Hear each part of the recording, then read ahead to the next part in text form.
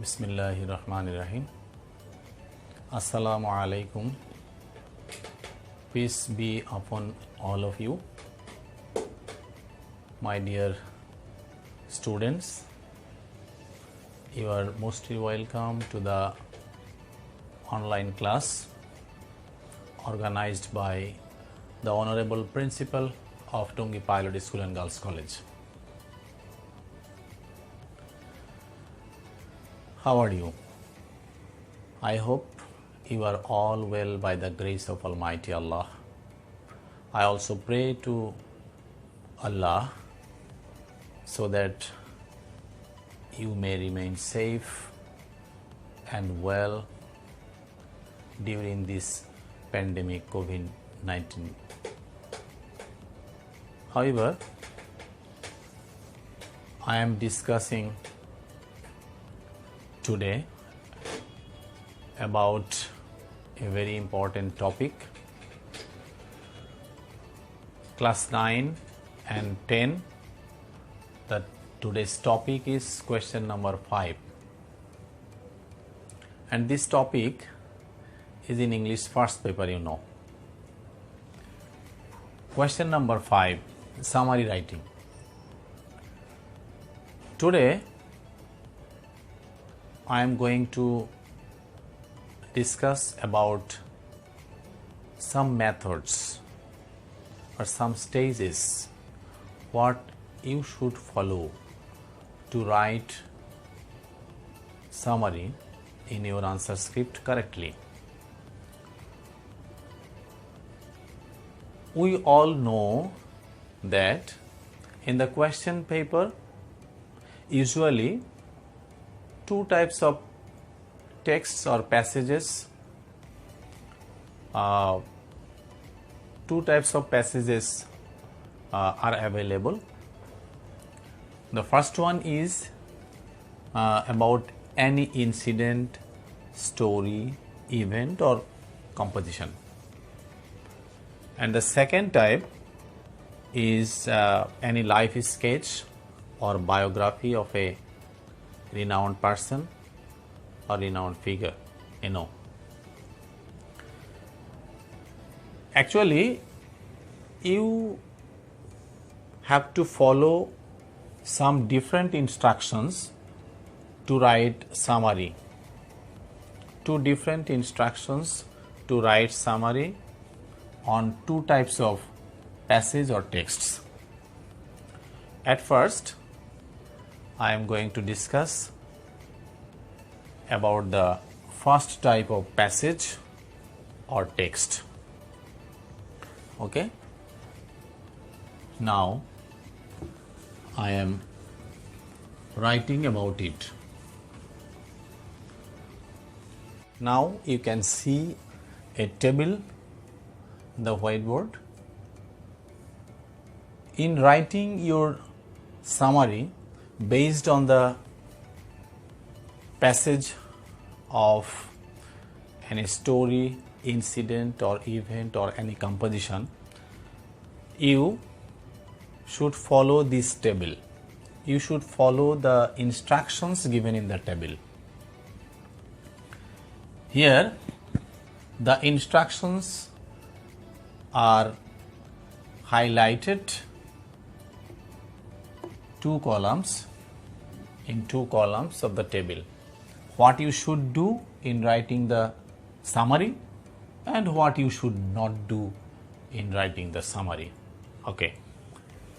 First, to go through the passage more than once and try to realize the meaning. What does it mean? It means at first you have to read the passage very carefully and try to realize the meaning, realize the theme of the passage, so that you can write the suitable sentences in your summary.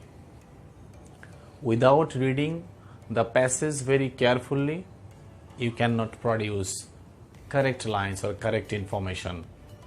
So you must go through the passage carefully. Number 2, to produce 1 or 2 lines against 3 or 6 lines. What does it indicate? It indicates that as the size of the summary will be 1/3 of the main passage. For example, if the passage or text is within 150 words, then the summary, your summary will be within only 50 words.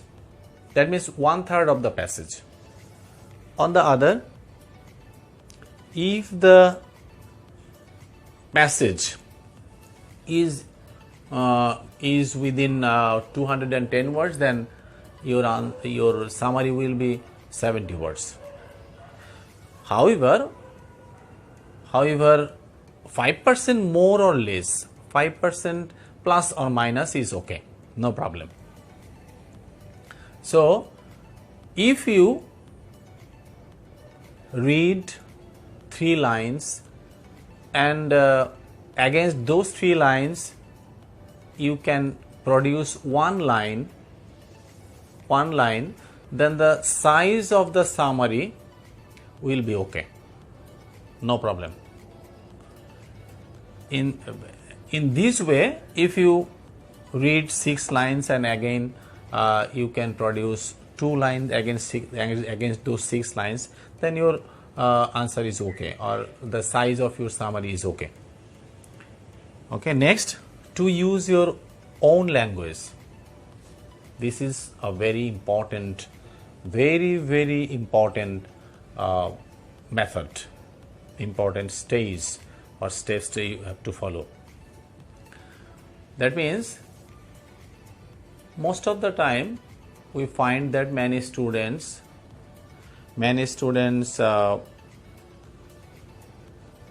select some lines from the passage and write the sentences accurately, no change. But you must not copy any lines. You must not copy any lines. You have to use your own language. Whatever you know, whatever you can, no problem. To be careful about the size of summary. I have already told it about it. The size will be 1/3. Okay. Next, what you should not do in writing summary. First, to select lines of the passage, copy and paste in answer. Most of the time, or very often, we find this type of answer, this type of summary. The students copy few lines, select few lines, copy and then paste in their answer script. Actually, this is not right, and you must not do this.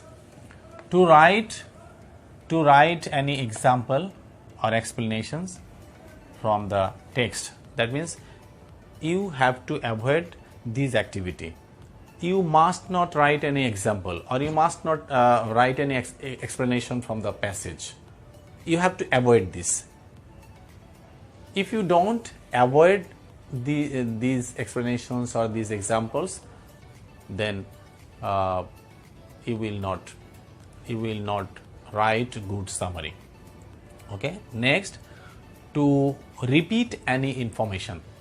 That means you must not repeat any information. Many students write one information and then again to the last repeat that information. However, the language may be different, but information is same. So you have to avoid repeating any information in your summary. Next, to count the lines only. That means you must avoid counting the lines only. Some students follow this. How many lines I write? 5 lines or 6 lines? Actually, one of my teachers advised me to write only 5 lines and not more than 5 lines. He or she writes 5 lines. Actually, no, these instruction is not correct. 5 or 7 or 6 lines are okay, but not lines. You must not be careful about the lines. Rather, you must be careful about the word limitation, not lines, not sentences, word limitations.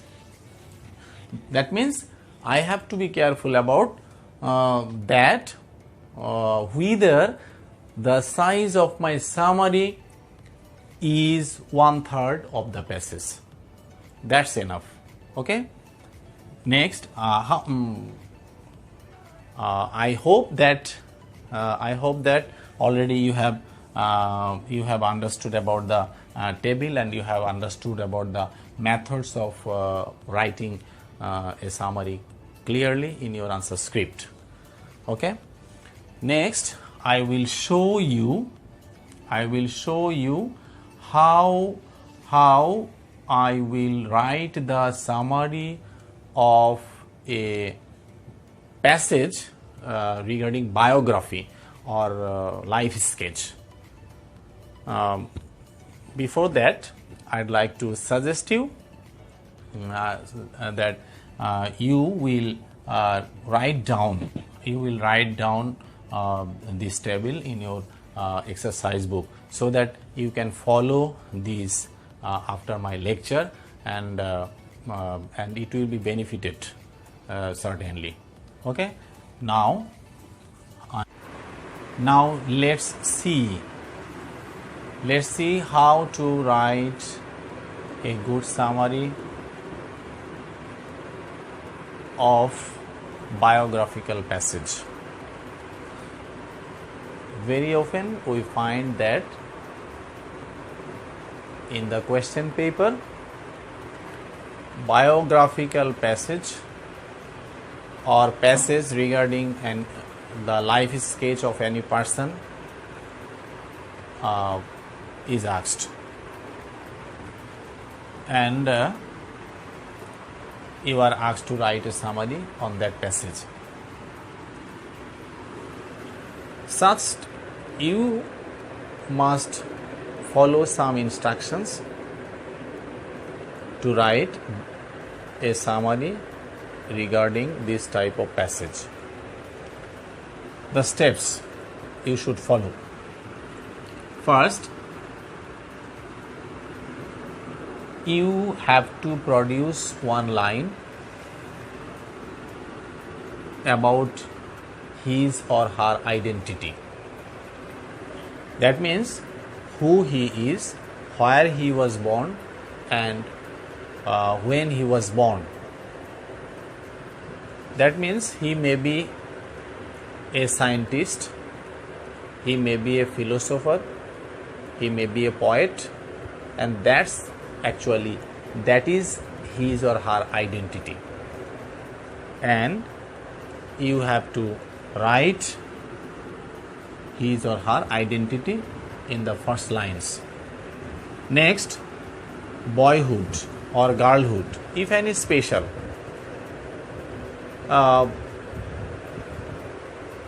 You may find any speciality regarding one's boyhood or girlhood. So in that case, you may mention about his childhood or girlhood. Okay. Then, education or training. I mean, in the third line, you may write about his education or about his training or about his research. You will find this information in the passage. So, carefully you will write it. However, to write about his or her education, you will try to mention the last degree of that person. As a result, the readers or the examiners can learn about him, about his education clearly.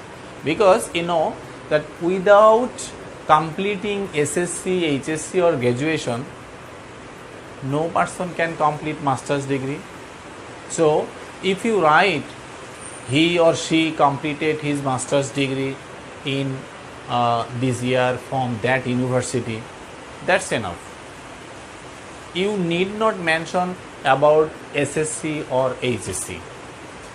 So, what we learn here, that when you write about his or her education, just you will write only the last degree or training or research, etc. Next, you will mention about his or her career or job or work. So 1, 2, 3, 4. Already 4 or 5 lines. 4 or 5 lines are complete. Next, contribution or invention. In the passage, you will find that the person contributed about anything, or he or she invented something, or he or she invented some machineries, etc., etc. Then you have to put it. Another line is added here. Next, achievements or prizes. That means you will find out what type of prize or what type of awards he got, what she got in his life or her life.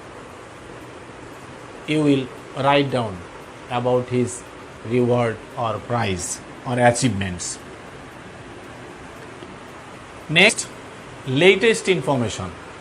It may be about the last day of his life, when he died, or when he died, or when did he breathe his last.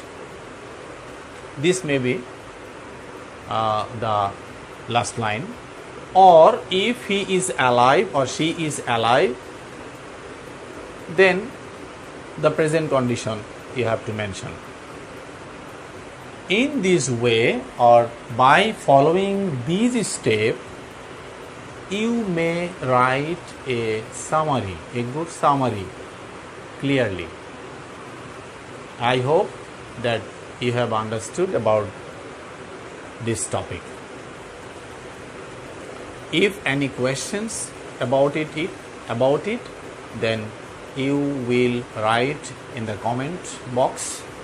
I will see it, and in the next class I will try to answer those questions, and practice writing summary, and you may select any lesson from the text and try to write summary. Anyway, I think you have no great problem. Anyway, today that's all for today. I will see you later. Thank you. Maintain hygiene or follow the rules of health and stay safe at home. Thank you very much.